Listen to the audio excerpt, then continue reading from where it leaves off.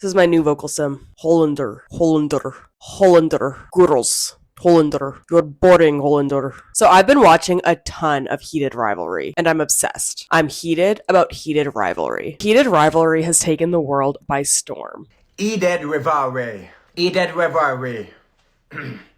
Heated Rivalry. English pronunciation, rivalry, both British English and American. Rivalry. It's one of Canada's largest cultural exports in the entirety of like the 2020s. Honestly, maybe even this century. It's catapulted the two stars, Connor Story and Hudson Williams, to international superstardom, and it's been flooding social media.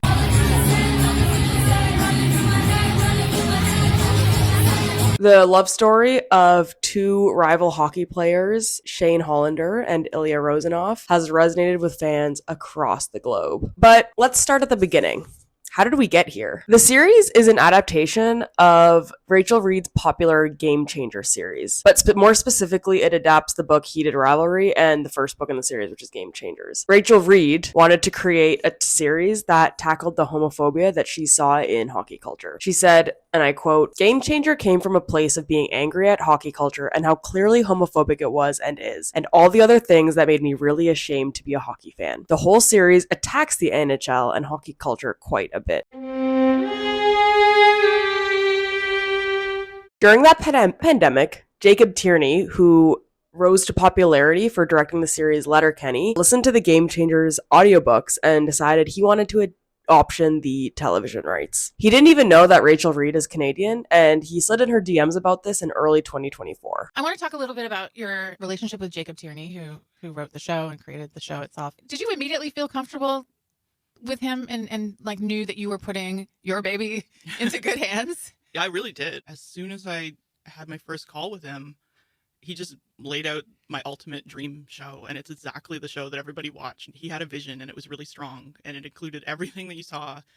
And he told me, the queer joy would be very important. You know, he said there's not enough depictions of queer romance that, you know, include explicit sex scenes, and he wanted it to be for grown-ups. Like, he wanted to respect what I wrote, which, you know, romance doesn't get taken that seriously very often, but also because he's such a good writer, like what he was able to like build on top of it was amazing. And then what the actors brought to it and everybody who made the show, like it just looks beautiful. I don't think anybody else could have done this amazing a job. Once Tierney got the rights, he set about writing a script and started shopping it around to possible networks. He stated that when he was going to different networks, he did approach some American studios, but they wanted to change too much of the actual content and queerness of the story. So he decided to go entirely with Bell Media and just shoot it on a really, really tiny budget, which is very typical for Canadian TV, that even a well-known writer and director who has a couple hits still has to produce on a tiny budget. They also got some funding from the Canadian Media Fund, which means that our tax dollars helped to fund this. Each other often.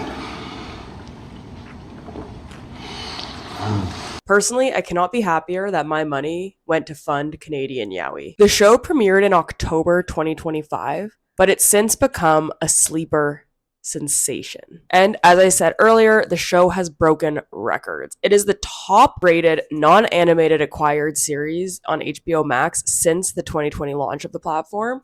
And it's in the top 3 most watched shows in the US and Australia. The stars, Hudson Williams and Connor Story, as I said earlier, have been catapulted to international superstardom.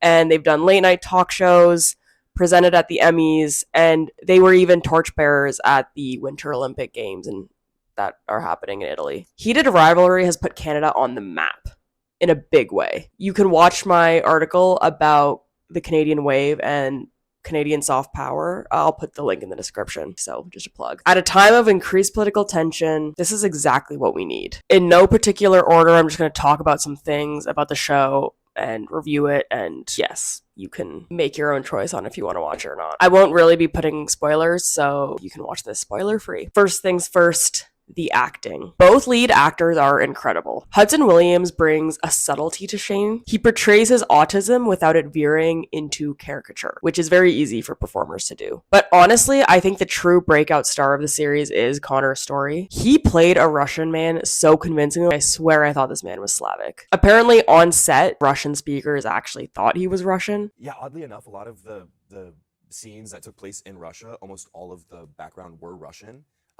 The scene where after my dad's funeral, spoiler, I'm with my brother. Everyone at that table was actually Russian, and this Russian lady, this older lady, I came back in to reset, and she starts being like, and then I'm like, no. When he had that speech on the phone to Shane, chills. I actually had chills, and every time I see it or people clip it, I have chills. Я никогда больше сюда не вернусь. Я здесь все ненавижу. И все меня ненавидят. Я за все плачу. Я слежу, чтобы у всех были нормальные вещи. Чтобы еда была на уровне. Чтобы отец был похоронен рядом с его родителями. Чтобы могила была идеально сделана.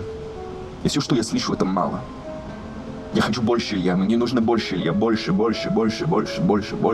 His emotions, his vulnerability, his ability to go from like playful to vulnerable back, and then also anger. He just does it all. He has the range. He just truly embodied the character of Ilya in a way that I have not seen an actor do in quite some time. The supporting cast was also incredible. I loved the story of Kip and Scott Hunter. Francis Arnault played Scott Hunter, and while that character made some questionable choices, I thought he made the character very sympathetic to the audience. Svetlana was also a standout. Robbie Graham Kunst, also who played Kip, I thought he did a great job playing the only normal character in the cast. He's the only one who's not super rich and has like normal problems, and he made him really grounded and relatable. So give the casting director a raise. They did a great job. Everyone bodied the role and everyone was super believable. It was great. The writing. Jacob Tierney did a great job with the writing. My understanding is that he needed to fit a lot of material into just 6 episodes due to budget constraints. But to be honest, I think the tight constraints actually worked in his favor. I believe that the tightness of the story really actually helped the show. I think more episodes would have just felt redundant, and the 6 episodes that are there, every scene is working to progress the plot. Nothing is wasted in those 6 episodes. So in a way, I think the writing was helped by the budget constraints. Each scene feels completely necessary in moving the plot forward. My favorite were the final 4 episodes, but particularly episode 3 and 5, which I think is a fan consensus. I loved episode 3, Kit and Scott's story.